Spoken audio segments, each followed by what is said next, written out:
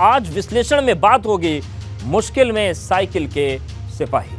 अखिलेश लड़ेंगे लड़ाई, क्योंकि अखिलेश को अपने जेल में बंद इरफान सोलंकी की याद आ गई है। जानकारी के मुताबिक अखिलेश 20 दिसंबर को इरफान से जेल में मुलाकात करेंगे, लेकिन अब इसको लेकर सियासत गर्मा गई है।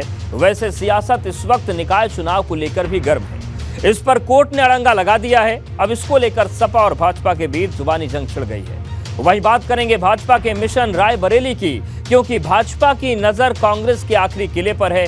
तो कहीं मत जाइए, बने रहिए हमारे साथ, क्योंकि अब होगा विश्लेषण।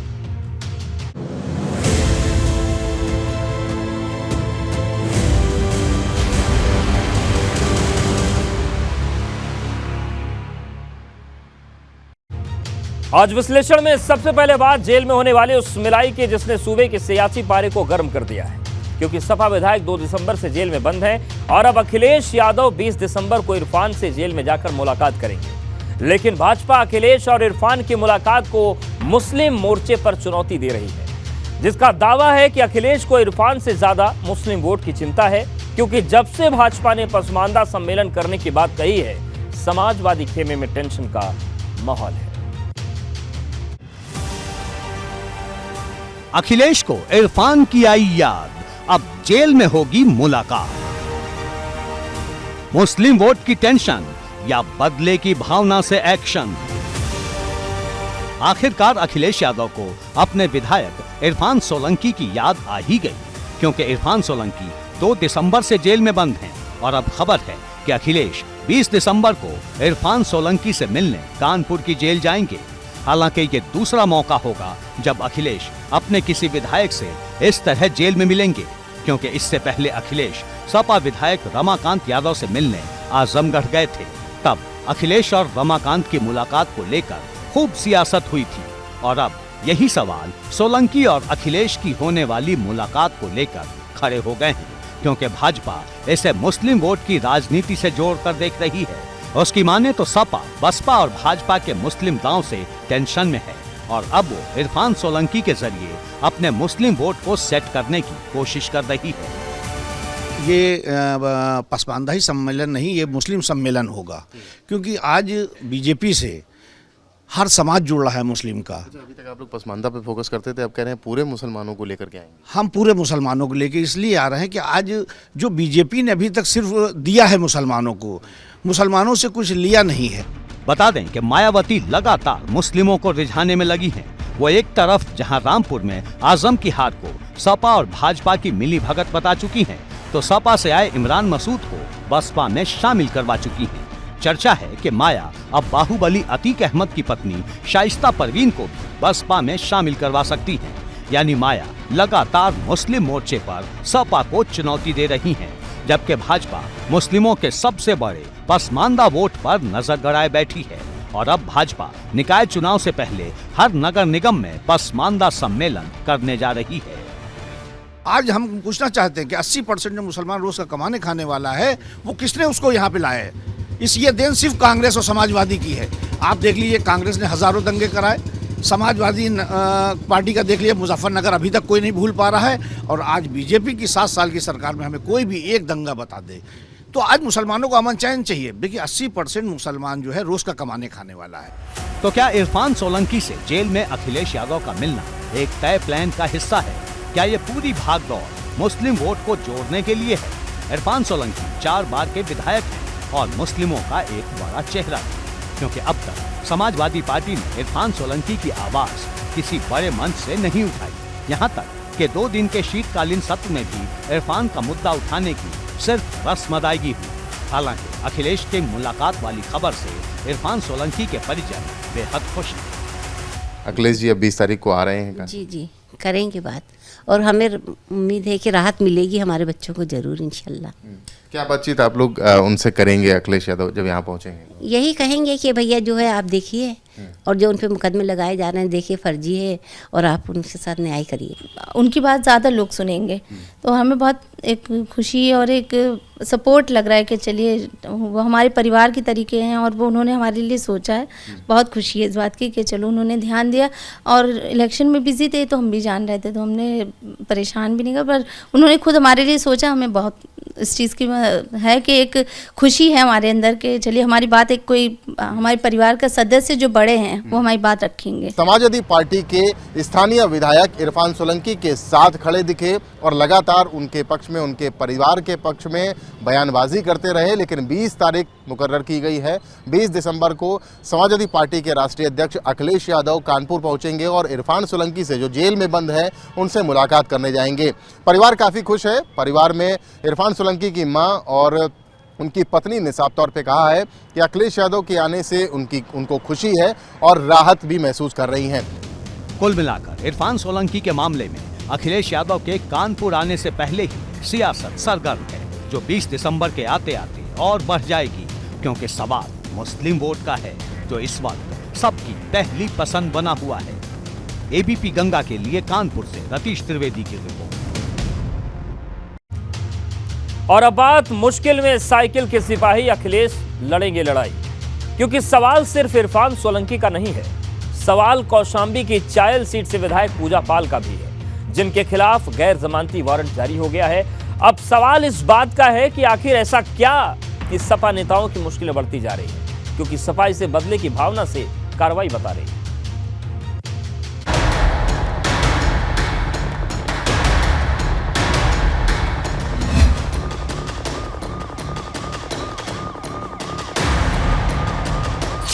मुश्किल में साइकिल के सिपाही अखिलेश लड़ेंगे लड़ाई।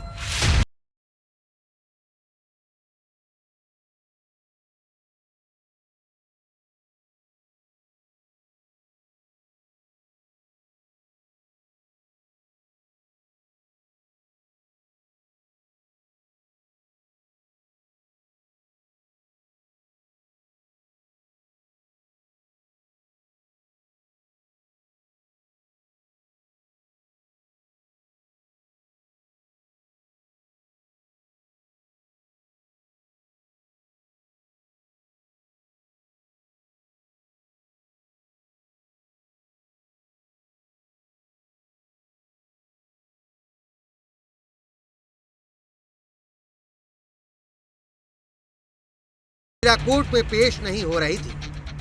पूजा की अनदेखी के चलते पहले कोर्ट ने पूजा पाल के खिलाफ जमानती वारंट जारी किया, लेकिन जब जमानती वारंट जारी होने के बाद भी पूजा पाल कोर्ट में पेश नहीं हुई, तो कोर्ट ने उनके खिलाफ गैर जमानती वारंट जारी कर दिया और अब सपा विधायक पर गिरफ्तारी की तलवार लटकने लगी है। लेकिन बड़ा सवाल ये है कि क्या सपा विधायक को जानबूझकर टारगेट किया जा रहा है, क्योंकि सवाल सिर्फ पूजा पाल का नहीं है। सपा के कई विधायक और नेता इन दिनों मुश्किलों का सामना कर रहे हैं। भारतीय जनता पार्टी की जो वर्तमान सरकार है, इसका लोकशाही में विश्वास नहीं है। ये लोकतंत्र को कुचलना चाहती है, इसीलिए लगातार विपक्ष की आवाज़ को दबाने का काम कर रही है। जहां सभी का उत्पीड़न कर रही है, जनता के लोगों की हत्याएं हो रही हैं, खास तौर पर समाजवादी पार्टी के विधायकों को टारगेट करके झूठे मुकदमों में फंसाना, उनको उलझाना, जेल भेजना, उनके परिवार तक का उत्पीड़न करने का काम कर रही है। दरअसल सपा के कई नेता इन दिनों या तो जेल में हैं या फिर उन पर गिरफ्तारी की तलवार लटक रही है, क्योंकि सपा विधायक इरफान सोलंकी कानपुर की जेल में बंद है, तो रमाकांत यादव पिछले 6 महीने से आजमगढ़ की जेल में है। तो सपा प्रवक्ता अनुराग भदौरिया विवादित टिप्पणी के चलते पिछले 1 महीने से फरार है। वहीं आजम खान को 27 महीने जेल में रहने के बाद भी राहत नहीं मिल पाई है। उन पर लगातार मुकदमे दर्ज हो रहे हैं। नाहिद हसन 10 महीने की सजा काटकर हाल ही में रिहा हुए हैं। एक एक्शन सपा के विधायक सहजील इस्लाम के पेट्रोल पंप पर भी हुआ था और अब सपा विधायक पूजा पाल के खिलाफ गैर जमानती वारंट जारी हो गया है। समाजवादी पार्टी के विधायक इन दिनों मुश्किल दौर से गुजर रहे हैं, चाहे वो सहजील इस्लाम हो, आजम खां हो, इरफान सोलंकी हो या फिर पूजा पाल। अब पूजा पाल भी मुश्किल में है, क्योंकि कोर्ट ने पूजा पाल के खिलाफ गैर जमानती वारंट जारी किया है। दरअसल एक मामले में जो कि अतीक अहमद से जुड़ा हुआ है, उसमें पूजा पाल गवाह हैं और कोर्ट से सम्मन जारी होने के बावजूद भी वो गवाही के लिए नहीं पहुंची। उसके बाद कोर्ट ने पुलिस को साफ तौर पर निर्देश दिया है कि पूजा पाल को गिरफ्तार करके कल तक कोर्ट में ज़रूर पेश किया जाए। और अब हो सकता है कि आने वाले दिनों में एक नाम शिवपाल यादव का भी हो, क्योंकि जिस तरह से रिवर फ्रंट घोटाले की फाइल खुल रही है, जिस तरह से सीबीआई और ईडी शिकंजा कसने की तैयारी कर रही है, उससे कहीं न कहीं शिवपाल यादव की भी टेंशन बढ़ती जा रही है। अब सवाल इस बात का है कि मुश्किल में फंसे अपने विधायक, अपने नेताओं के लिए अखिलेश यादव क्या करेंगे। Bureau report, ABP Ganga. और अब बात पद से बड़ा सम्मान चाचा भतीजे में नहीं होगा घमासान, क्योंकि शिवपाल को सपा में पद दिए जाने को लेकर जो सवाल भाजपा उठा रही थी, उस पर अब शिवपाल के बेटे आदित्य ने ऐसा जवाब दिया है कि पद वाली लड़ाई पर पूर्ण विराम लग गया है। ये रिपोर्ट।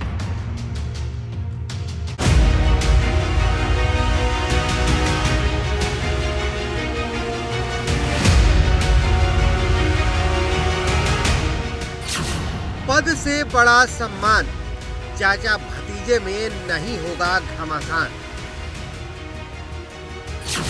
शिवपाल के बेटे ने तोड़ा मौन, नेताजी के बाद संरक्षक कौन। जब से मैनपुरी में सपा ने जीत का परचम लहराया है, तब से एक ही सवाल गूंज रहा है कि अखिलेश मैनपुरी की जीत के बदले में शिवपाल को क्या इनाम देंगे, क्योंकि शिवपाल को लेकर समाजवादी पार्टी में तरह तरह की चर्चा है।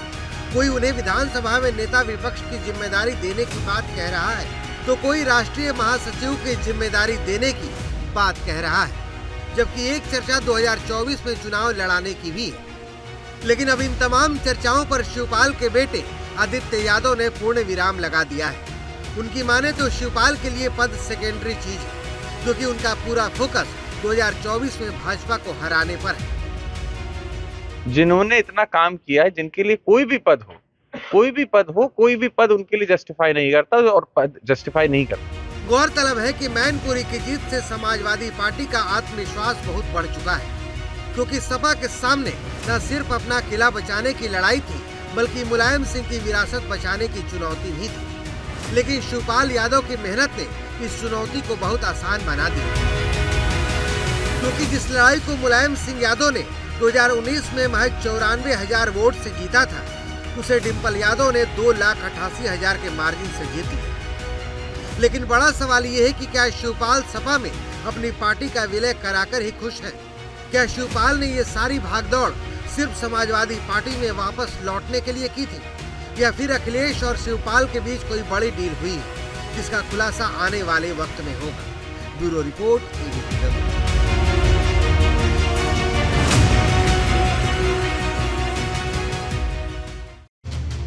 और अब बात निकाय के युद्ध की, क्योंकि जब से हाईकोर्ट ने निकाय चुनाव की अधिसूचना पर रोक लगाई है, सपा और भाजपा के बीच एक नई लड़ाई शुरू हो गई है।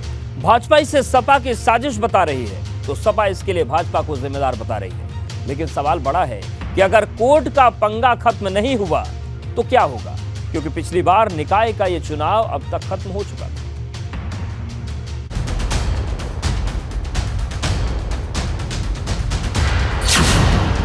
निकाय पर सियासी तनाव, किसने लेट कराया चुनाव।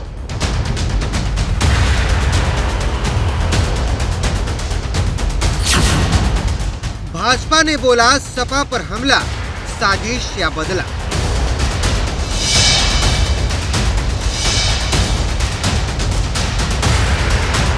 जब से हाई कोर्ट की लखनऊ बेंच ने निकाय चुनाव की अधिसूचना पर रोक लगाई, तब से सपा और भाजपा के बीच नई लड़ाई शुरू हो चुकी है। भाजपा कह रही है कि कोर्ट केस के पीछे समाजवादी पार्टी के लोग हैं, जबकि सपा इसके लिए यूपी सरकार के गलत आरक्षण को जिम्मेदार बता रही है। समाजवादी पार्टी के मुखिया श्री अखिलेश यादव जी, जिनकी मानसिकता सदा से, चाहे वह पिछड़ा विरोधी हो, चाहे वह दलित विरोधी हो, चाहे महिला विरोधी है, वो चुनाव समय से नहीं चाहते। मामला माननीय न्यायालय के समक्ष विचाराधीन है। माननीय न्यायालय जो आदेश देगा सरकार उसका पालन करेगी। तो कुछ का कार्यकाल पहले समाप्त हो रहा है, कुछ का बीच में हो रहा है, तो उसी को लेके उन्होंने थोड़ा पूछताछ करके उसको 20 तारीख के लिए कर दिया है। परंतु जो ओरिजिनल इसका PIL है वो समाजवादी पार्टी के लोग ही मिलके उसको आगे बढ़ा रहे हैं, इसलिए हम लोग भी मानते हैं इसको कि वो लोग जानबूझ के इसको टालना चाहते हैं। आरक्षण में भेदभाव हुआ है, कुछ अधिकारियों की मनमानी और कुछ सीमित मंत्रियों ने मनमानी कर करके ये आरक्षण व्यवस्था लागू की थी।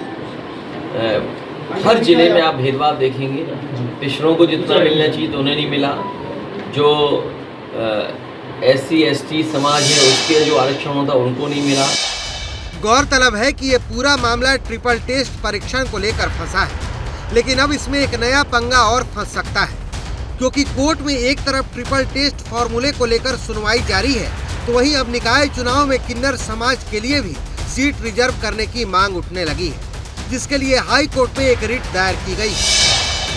जैसे ओबीसी महिला का सीट रिजर्वेशन हो रहा है, तो जब सर्वोच्च न्यायालय ने तीसरा जेंडर मान लिया है, स्त्रीलिंग, पुल्लिंग और ट्रांसजेंडर, तो किन्नर समाज के लिए भी ओबीसी के तहत सीट आरक्षित की जाए अपने तरफ से और अपनी किन्नर समाज की तरफ से व्यक्तिगत सर्वोच्च न्यायालय खंडपीठ लखनऊ का आभार व्यक्त करती हूँ। अब इसे लेकर उत्तर प्रदेश में सत्ताधारी बीजेपी और मुख्य विपक्षी दल समाजवादी पार्टी के बीच बयानबाजी शुरू हो गई। कोर्ट ने भी उस बात को माना है और इसीलिए 20 दिसंबर तक अधिसूचना जारी करने पर रोक लगाई है।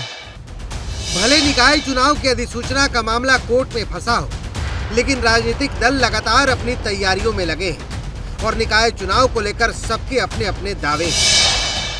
मुझे विश्वास है कि जो स्टे दिया है उन्होंने, इससे जल्दी से जल्दी चुनाव कराने का रास्ता प्रशस्त होगा, ऐसा मुझे विश्वास है। दूसरे दलों के चुनाव को प्रभावित करने वाला विषय है, उनकी कोई तैयारी नहीं है और वो चुनाव के बीच में, जनता के बीच में जाने से घबरा रहे हैं और हो सकता है उसी कारण ये सारी परिस्थिति उत्पन्न है। निकाय चुनाव होंगे, वो 20 तारीख को कोर्ट में अधीन है ये फैसला। मेरे ख्याल से जब डेट आ जाएंगी उसके बाद निर्णय आपके सामने होंगे और समाजवादी पार्टी की बहुत बड़ी जीत होगा। सियासी दलों के बीच बयानबाजी जो है वो तो जारी है ही, लेकिन कहीं ना कहीं उत्तर प्रदेश में जिस तरीके से स्थानीय निकाय चुनाव होने हैं, वो अब इस तरह के बयानबाजी के बाद और हाईकोर्ट ने जो आदेश दिया है उसके चलते थोड़ा डिले जरूर हो रहा है। अब सबकी निगाहें कोर्ट पर टिकी हैं, क्योंकि सारा पेज कोर्ट को लेकर फंसा है, क्योंकि जब तक निकाय चुनाव की अधिसूचना पर लगी रोक नहीं हटेगी, चुनाव का रास्ता साफ नहीं होगा। अनुभव शुक्ला, एबीपी गंगा।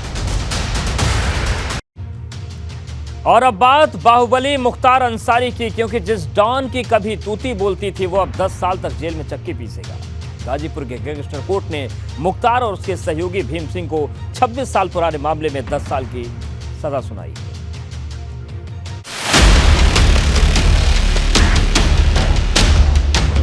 मुख्तार को 10 साल की जेल, किस्मत का खेल। माफिया पर पड़ी कोर्ट की मार, रो पड़ा मुख्तार। 2 दिन में ये दूसरी बार है जब बाहुबली माफिया मुख्तार अंसारी पर कानून की चोट पड़ी है, क्योंकि 26 साल पुराने मामले में गाजीपुर गैंगस्टर कोर्ट ने मुख्तार अंसारी और उसके सहयोगी भीम सिंह को 10 साल की सजा सुनाई है। अब कोर्ट ने मुख्तार को सजा सुनाई तो मुख्तार के आंसू निकल गए, क्योंकि अभी 1 दिन पहले ही मुख्तार 10 दिन के लिए ईडी की गिरफ्त में आया है, लेकिन अब मुख्तार अगले 10 साल तक जेल की चक्की पीसेगा। और विचारण के दौरान अभियोजन द्वारा कुल 11 गवाह प्रस्तुत किए गए, जिनकी साक्ष्य को विश्वसनीय मानते हुए माननीय न्यायालय ने अभियुक्त मुख्तार अंसारी और भीम सिंह को 10-10 वर्ष के सश्रम कारावास वो 5-5 लाख रुपए के अर्थदंड से दंडित किया है। गैंगस्टर मामले में मिली 10 साल की सजा को मुख्तार अंसारी इलाहाबाद हाई कोर्ट में चुनौती देगा। वकीलों के मुताबिक मुख्तार अंसारी की तरफ से इस फैसले के खिलाफ अपील जल्द ही दाखिल की जाएगी। आपको बता दें कि मुख्तार अंसारी के ऊपर कुल 5 गैंग चार्ज में 12 दिसंबर को 11 गवाहों की गवाही हुई थी, जिसके बाद पूरी जिरह और बहस पूरी हो चुकी थी। इसके बाद फैसला सुनाने की तारीख 15 दिसंबर तय की गई थी और अब कोर्ट ने मुख्तार को 10 साल की सजा सुना दी है। लेकिन जिन 5 गैंग में मुख्तार को सजा हुई है, उसमें पहला मामला वाराणसी के अवधेश राय हत्याकांड, दूसरा मामला माला गुरु हत्याकांड का है, जबकि तीसरा मामला वाराणसी के राजेंद्र सिंह हत्याकांड का है, चौथा मामला चंदौली के रघुवंत सिंह हत्याकांड का है और 5वां मामला गाजीपुर के एडिशनल एसपी पर हमले का है। और अब मुख्तार इन सभी मामलों की सजा भुगतेगा। Bureau report, ABP Ganga.